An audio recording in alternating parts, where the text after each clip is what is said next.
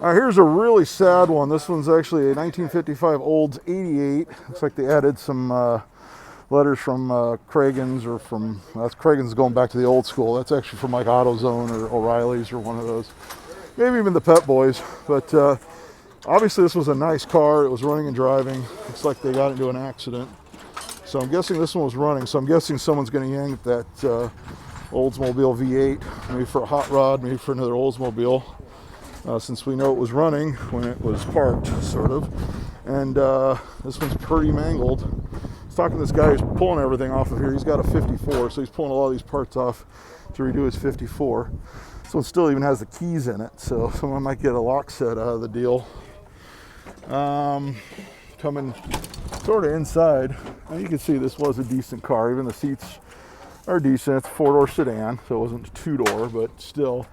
This one's got a lot of good parts to give. Look at that speedometer. Can't tell if it was damaged. I don't believe the actual speedometer and the dash stuff was mangled. This guy's pulling the glove box.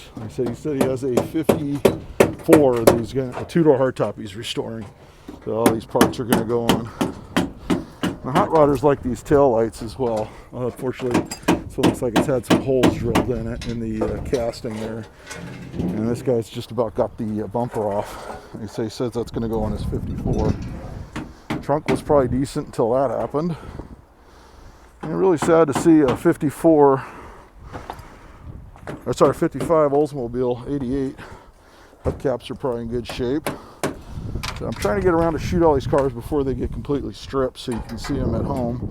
The stuff we still get out here at the self-service yards in Southern California.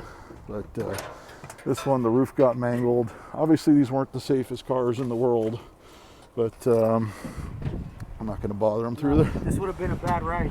This would have been a bad ride to have. I don't know if somebody survived this. These were not the safest cars in the world.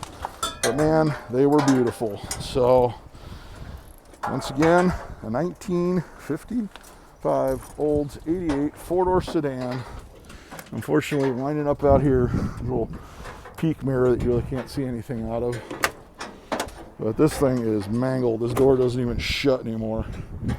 Very sad to see, but it's going to give parts to another Oldsmobile, maybe 2 or 3, and give life to more vintage cars.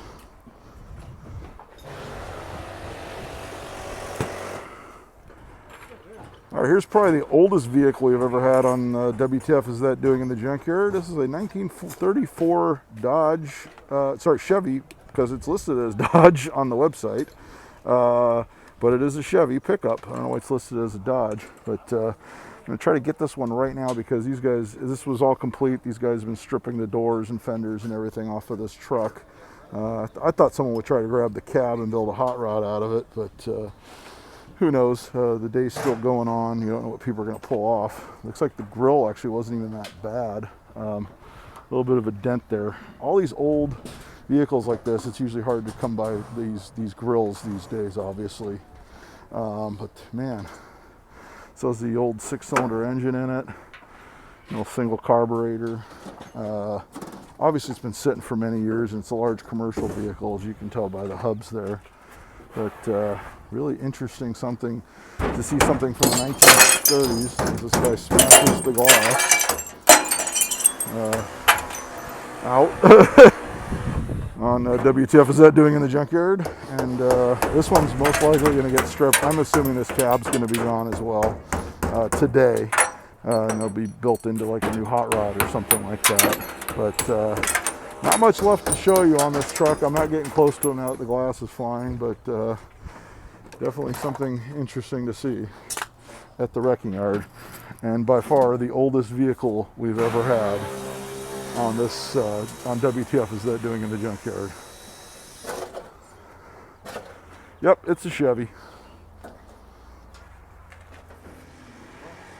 All right, next on WTF Is That Doing in the Junkyard, a 1951 Plymouth, and this one is a Concord model.